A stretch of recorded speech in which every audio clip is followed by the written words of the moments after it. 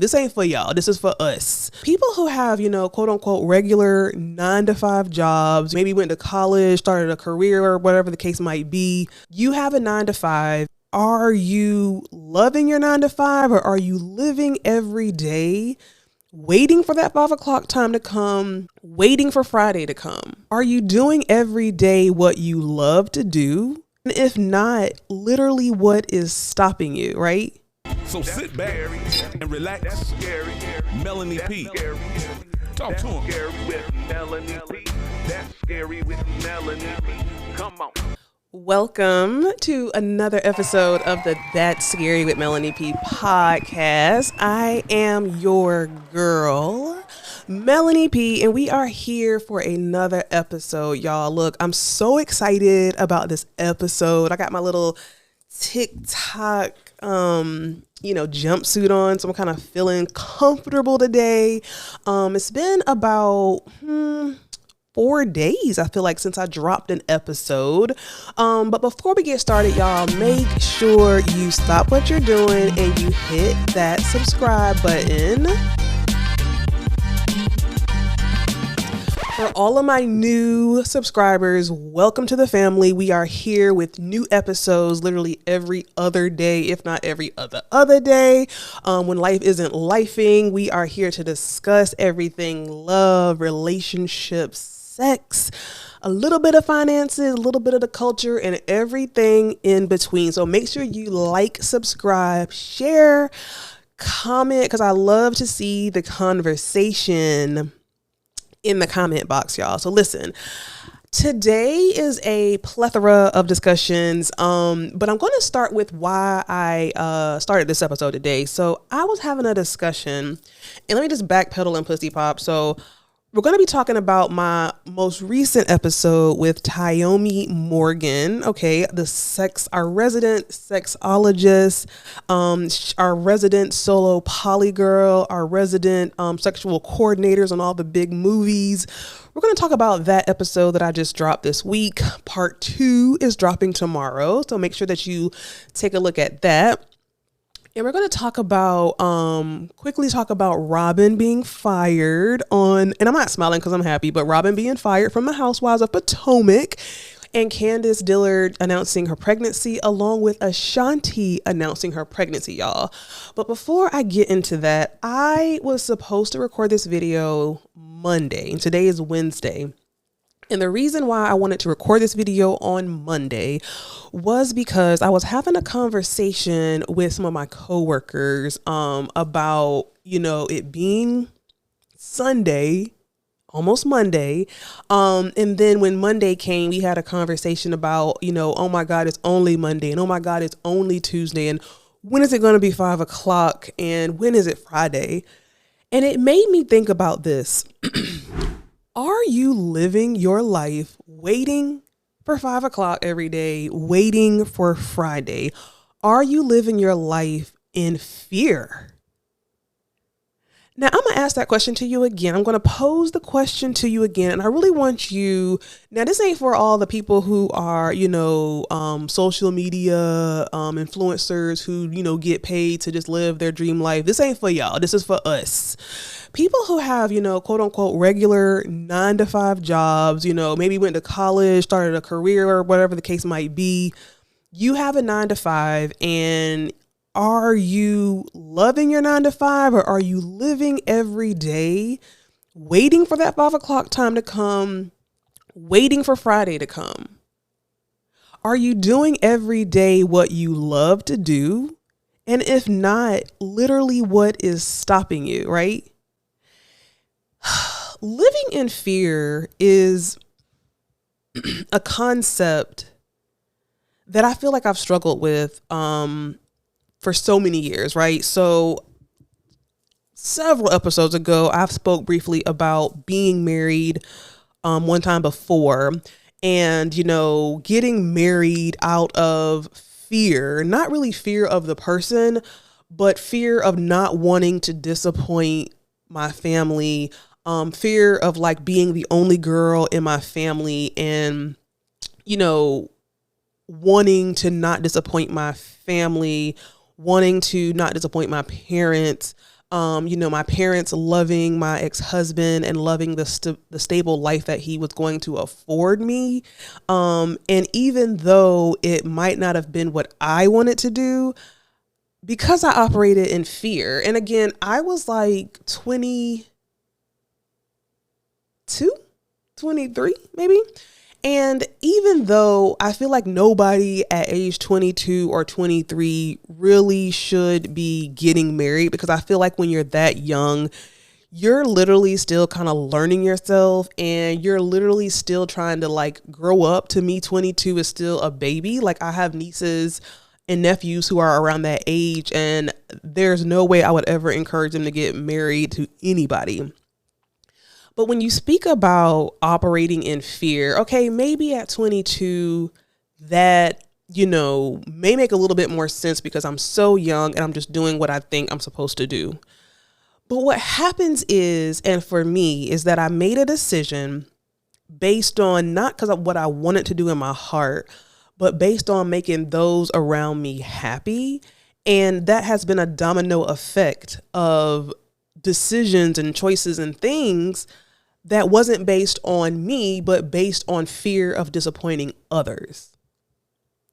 And I think about just a conversation between my coworkers and just, hearing the dread in everyone's voice about, oh my God, it's literally just Tuesday. And here's the thing. I mean, I know it's not just my coworkers. I have friends. Like, I think I know out of my entire circle of people, I know 2 people who actually enjoy their job, who actually don't work for 5 o'clock, who actually don't dread Sunday at 5 o'clock, who actually, enjoy what they do and love their job.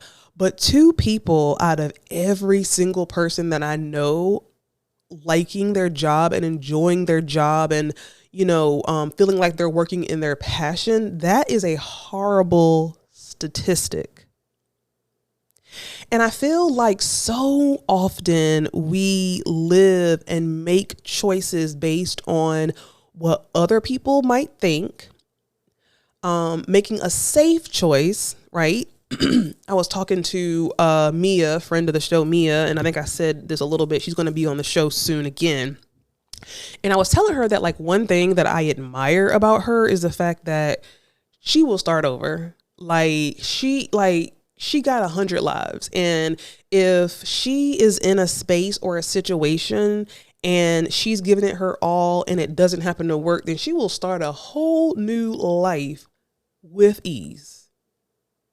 And I feel like that is such an admirable thing to do because you are the few people who don't live in fear of what the outside world is going to think. I remember when I was married and I was really, really unhappy and I really wanted to leave. And I remember, I knew that I wanted to leave, but I kept hearing my parents' voice in my head. And I remember asking one of my siblings, telling them my situation and, saying like, what should I do? Because I feel like a lot of times when maybe you're indecisive and maybe you live like in that kind of fear mind, you're always looking for someone to kind of tell you what to do, even though you know what you should do.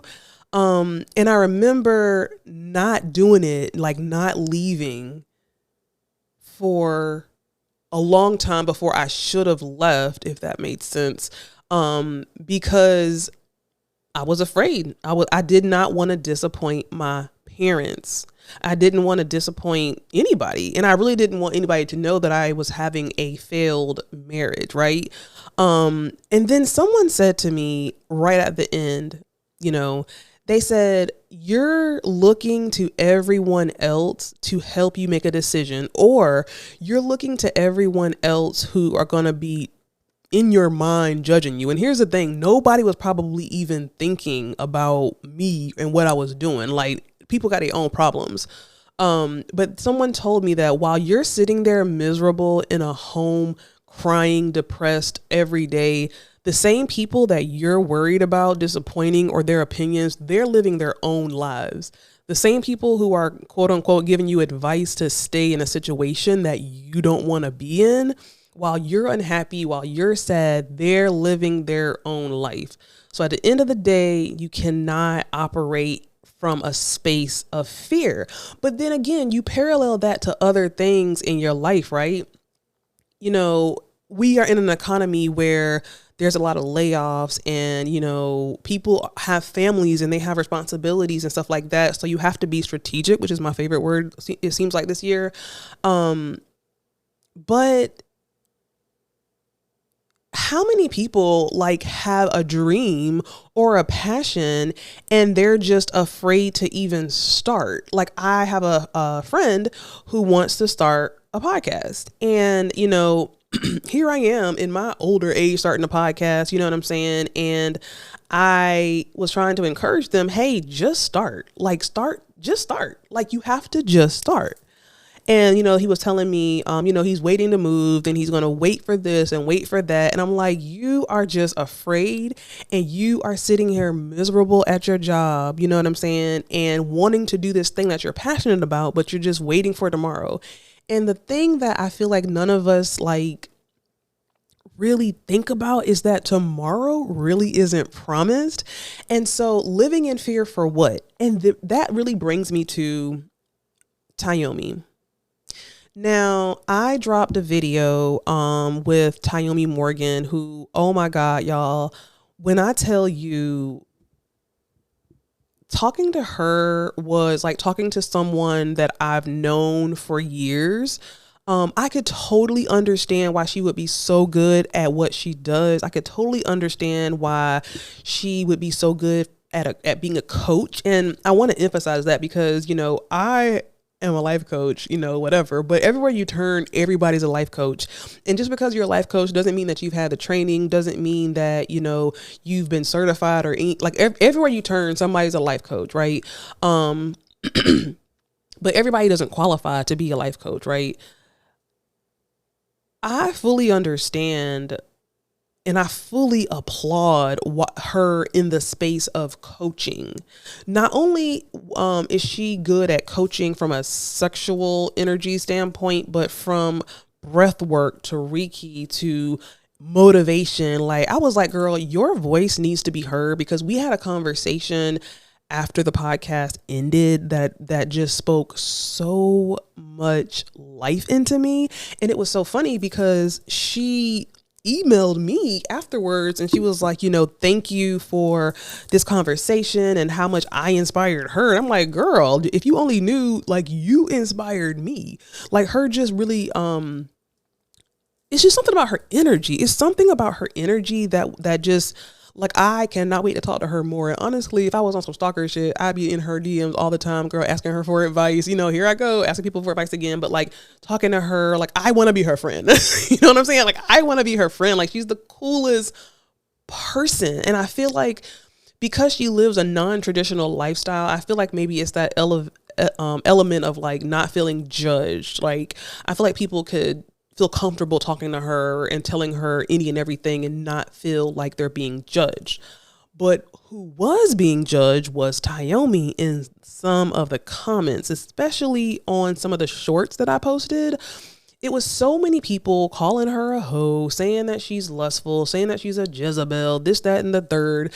And I was like, people really be up in people's comments just attacking them. You know what I'm saying? And where I might not listen, I don't agree or disagree with her lifestyle, because it ain't got shit really to do with me, right? But what I do agree with is something she said. I don't know if she said this in part one or just me and her in conversation, but she literally said, when I asked her, you know, would there ever be a time where you would want to actually be in a monogamous relationship? And she was like, she kind of hesitated, and then she was like, no, not really. But she said if she did ever want to be in a monogamous relationship, at least she's had enough experiences in another type of relationship to where she would not feel like she missed out on another experience or another opportunity. Now, I feel like, you know, to certain people, that don't make it any better or whatever. But I can only respect the fact that, you know, everybody getting divorced, everybody miserable in their relationships, and everybody, people who get married young or are married for a long time sometimes feel like, I wonder what I missed out on.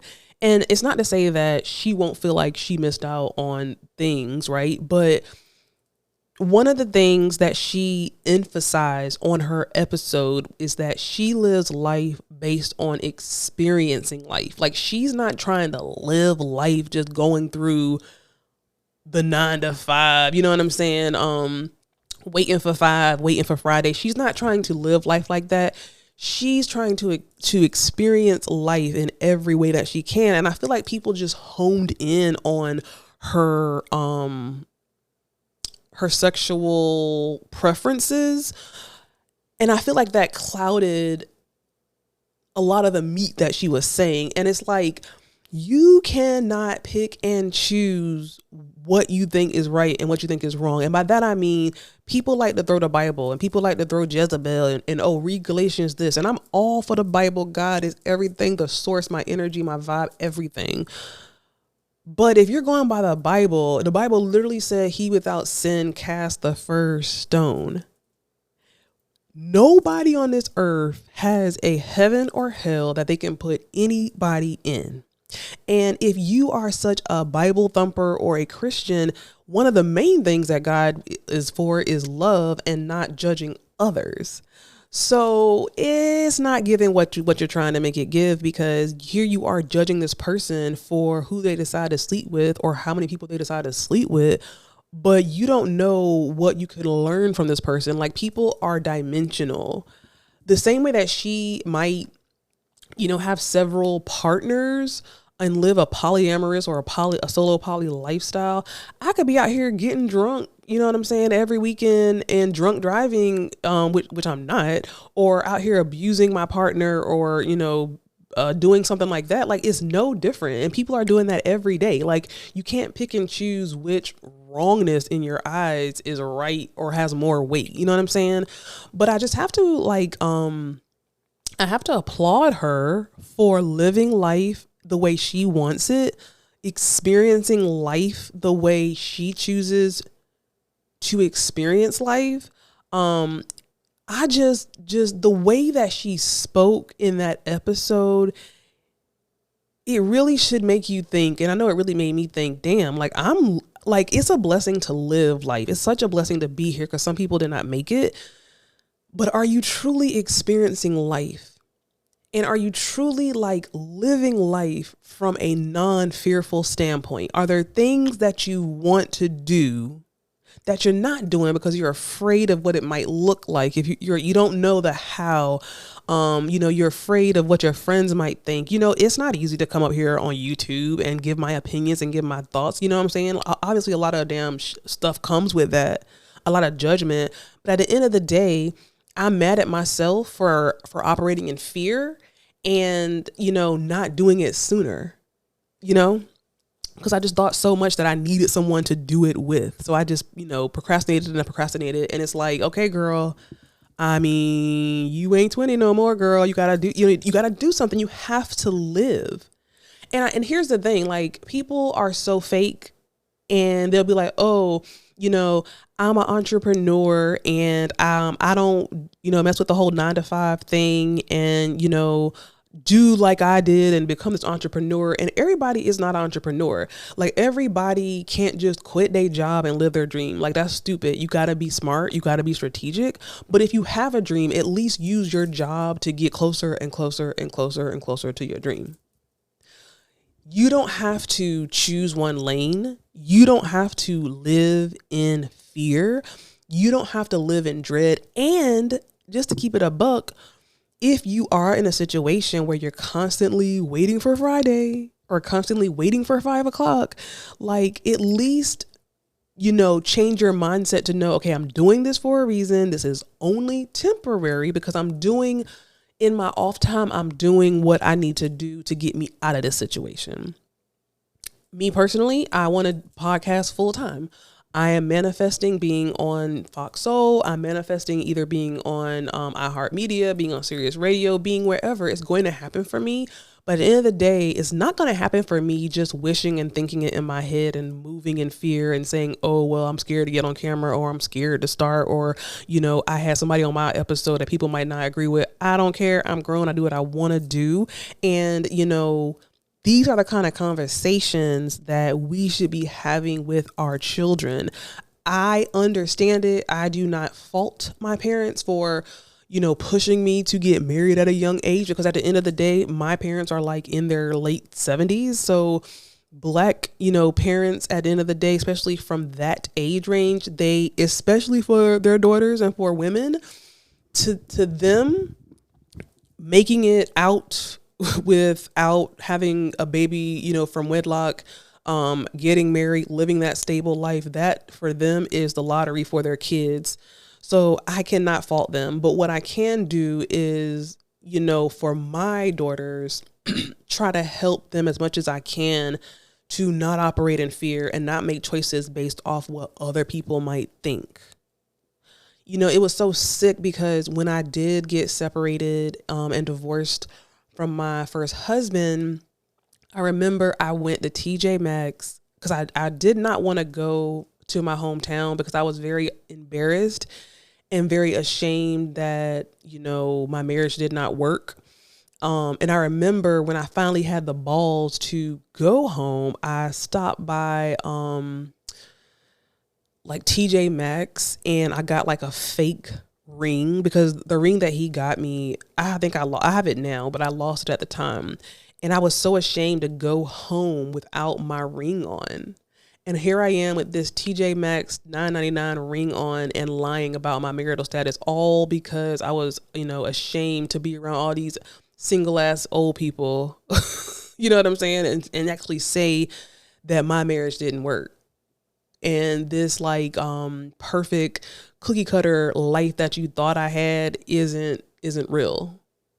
But at the end of the day, I think the biggest thing is that we cannot operate and move on fear, and we cannot operate and move on what other people think, because while we are afraid to make a move and afraid to do something because of what we think somebody is thinking about us, or, something along that lines, it's like, they're not worried about us. People ain't even worried about you.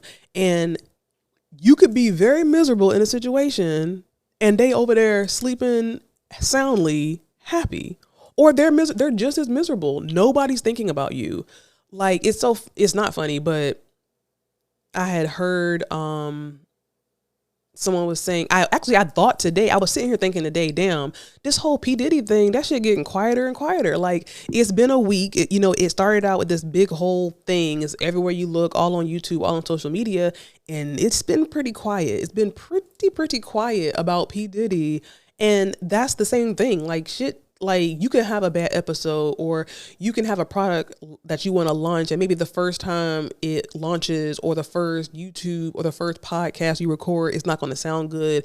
By the end of the day, you have to have that first one. You got to start so you can progress and get better. And it becomes like riding a bike, and now you're perfecting a skill, and now you're moving in your purpose, and now you're feeling like life is worth living. You know what I'm saying? And you're actually doing something that you want to do while working somewhere to maintain your living and your, your lifestyle. So it made me think, looking at the comments, kind of denigrating Tayomi, and then listening to my coworkers and my friends talk about, just dreading Sunday, dreading Monday, waiting for 5. It just really made me think, like, we can't live like this.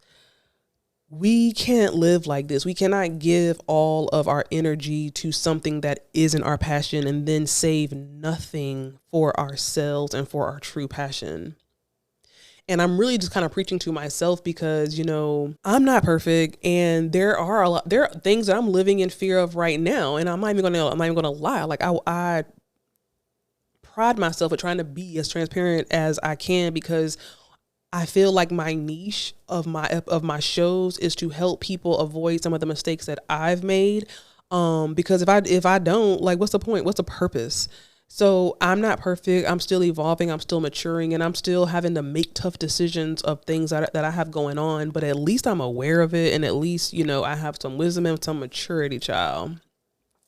So I hope that speaks to somebody. I hope that makes somebody go out and buy that podcast equipment. I hope that makes somebody go out there and start writing your book, start selling that product, start making your candles, start doing whatever, because we ain't got to be living in fear. Like, one thing about me, God has not given me a spirit of fear, honey. I'm not shy. I am me, and I'm that girl. It is what it is. Period. Point blank. All right. Robyn is no longer a housewife on Real Housewives of Potomac. Now, here's the thing. I don't advocate nobody losing their job. Like, you know what I'm saying? Especially somebody who husband done lost their job. Now you lost your job. And I don't wish nothing bad on nobody. Let me just say that. But at the end of the day, if I go to my job and I'm not performing, they're going to fire me. And Robyn was not performing. On top of not performing, she was literally being a bully. Period, point blank, hard stop, you know? And I literally said in my review of the part 1 reunion, she must know that she's on her way out of here, because she's just saying dumb shit and coming for all the husbands while her husband is not there. So, you had your little, one-liners or final dingers in the reunion, but now you're not on the show. And I'm really curious to see, what that means for Giselle. Robyn should have been gone like 2 seasons ago. That's just my opinion. I think that her and Giselle together, that she's a crutch. They're a crutch for each other. They have bullied women. To me, just to be quite honest, I don't think that they're a good representation of Black women. I just don't. I truly, truly don't. I don't. And the reason why I feel that way is because as a minority, as a female, as a Black woman, if there's ever something that comes up, prime example, I think this might have been on Real Housewives of Atlanta, or maybe Real Housewives of Beverly Hills, I don't know, but somebody referred to a Black woman as aggressive. And that was a sore spot when it came to the choice of words. Like, calling Black women aggressive is a sore spot for Black women. Now I never really thought that deep into it, because nobody ever thinks of me as aggressive, I guess. But when that came out, it was a conversation, and the women around, it might have been Garcelle on Real Housewives of Beverly Hills, but at least I feel like, I hope I'm saying this right, but I think the women at least showed interest in understanding, okay, why is that word offensive? Explain, educate me and help me understand your point of view. Now, not saying that they all agree, but I feel like there was more of a consensus of, help me understand why as a Black woman, you don't like being called aggressive. Now, as Black women on a Black franchise like Real Housewives of Potomac, if you have your Black sisters on your show, and you're saying something or doing something that even you don't understand, like, you may not understand how it is affecting them, but you just know that it is, and it's affecting them in a way to where they feel uncomfortable, or to where they feel judged or treated less than because of the color of their skin. The fact that Robyn and Giselle, to me, made it about them and did not push for the conversation to educate not only themselves, but to use it as an opportunity to educate the masses, because you're on such a large platform. For me, that was a nail in the coffin. For me, that was the total nail in the coffin. I don't have to understand what you mean from saying that you feel like you have been a victim of colorism, or you feel like colorism is at play on this show and amongst this cast of women. I don't have to understand it. But as a Black woman with Black children, with Black friends, a Black audience, I mean, not even a Black audience, but just the world is your audience. This is an opportunity for education, for a conversation, and to help others understand, how Black women are seen, and some of the things that they go through that stems from trauma. Like, damn, I mean, it's not that difficult. to have a conversation. Even if, like Randy say, you don't have the range, y'all are college educated people. Y'all have the range for what you want to have the range for. And I just, for me, that was truly the nail in the coffin. And I feel like they're truly bullies. And, honestly, I don't want nobody to lose their job, but I feel like Giselle needs to go next. I feel like she does not do anything for the cast. She doesn't bring anything to the show except for mess, divisiveness, and, anti-camaraderie, if that's even a thing. So yeah, Robyn, I wish you well. I hope that, you have some time to do some self-reflection on things. Do I think she's going to do that? I really, really don't. I don't think she feels like, and again, oh my God, I don't know how she feels, but if I had to guess, I don't think she feels convicted in any way. I still think that she is giving Karen energy. Her and Giselle still have their podcast, so they're still going to be friends and chum. So yeah, I don't get the sense that there's any level of awareness from Giselle or Robyn. And, Robyn, good luck out there. Now, Candace is having a baby of her own, and I am so happy for her. I saw her recently in an interview, and it doesn't seem like she's showing. So I don't know how far she is, but I'm so excited that she has removed herself, not fired, but removed herself from the Housewives, and she is focusing on, having her baby. And I think that that's the best, most maturest, move for her, because I know that she struggled with conceiving, and I think she's in her late 30s, maybe mid to late 30s, and she already had issues conceiving. So I feel like if she's pregnant, she does not need the stress from the Real Housewives of Potomac to add to the already stress associated with being pregnant, child. So at the end of the day, I'm so excited for her. Another pregnancy person is Ashanti and Nelly. Now, here's the thing. I did a whole video about Ashanti. Well, not a whole video, but I talked about Ashanti and Nelly, and I was saying in my video, I literally was saying in my video that, it was several months ago, Nelly had surprised Ashanti with some type of like necklace or like some type of like chain. And I was like, child, I'm sure Ashanti was thinking that he was getting on his knee to propose, not to give her a chain. And everybody came for me in the comments like y'all do. It was like, everybody don't want to, everybody don't want to get married. Everybody don't want to have kids. Stop projecting onto Ashanti. She's never said she wanted to have kids, whatever. And here we go, fast forward. She's happily pregnant. She's happily engaged, planning her wedding, planning a baby. Like, I'm so happy for her. And he circled the block. Now, I ain't gonna lie. I did think about, what is the lady that he was dating after Ashanti? I really like her. Can't think of her name, but I'll add it on the screen. But that was like, I don't know why, but that was my first thought, because I put myself in her shoes and I imagined if I was dating because Nelly was very much not giving he ever wanted to get married. Like, he was giving that to that last lady, and Chantel Jackson. So Nelly never gave marriage. And I feel like years ago, when his ex-girlfriend Chantel Jackson was on this reality TV show, I feel like the conversation of marriage came up, and he very much gave that's not in the plans, right? And it just goes to show that, number one, some people are just meant to be, and sometimes they got to separate to get back together. Number two, I think Chantel Jackson was with, oh God, Chantel Jackson was with Nelly, I want to say 2013.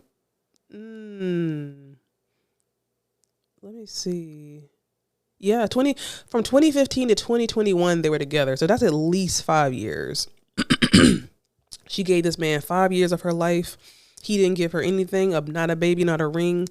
And now he's married to his ex.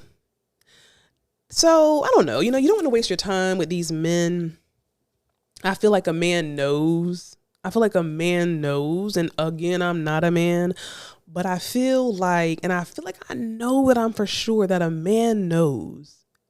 A man knows, I would venture to say, a man knows whether or not he want to marry you or be with you within those first 6 months. Maybe not he going to propose in 6 months, but I feel like after 6 months, a man has a good idea of whether or not he sees you as wife material and somebody that he sees a long-term future with. Now, the difference with Nelly is that obviously he is a wealthy man. And, you know, I'm sure Chantel lived a great lifestyle with him. So, you know, I guess it was a win-win. You know, her name got out there. She was able to start her shoe gummy business. And I just couldn't help to think like, damn, I wonder how she feels seeing her ex not only get back with his ex, but give her, you know, get her pregnant, and now they're engaged all within a year. But here's the thing. I don't even want to put that on Chantel. I don't even want to, like, you know, take over the happiness that I feel for Ashanti and Nelly. But it's just what was in my thoughts, y'all. But I'm very happy for her. I'm very, very happy for her. Lastly, something that is so interesting to me that I feel like I wonder if people are going to resonate with, y'all. I am actually drinking magnesium and water.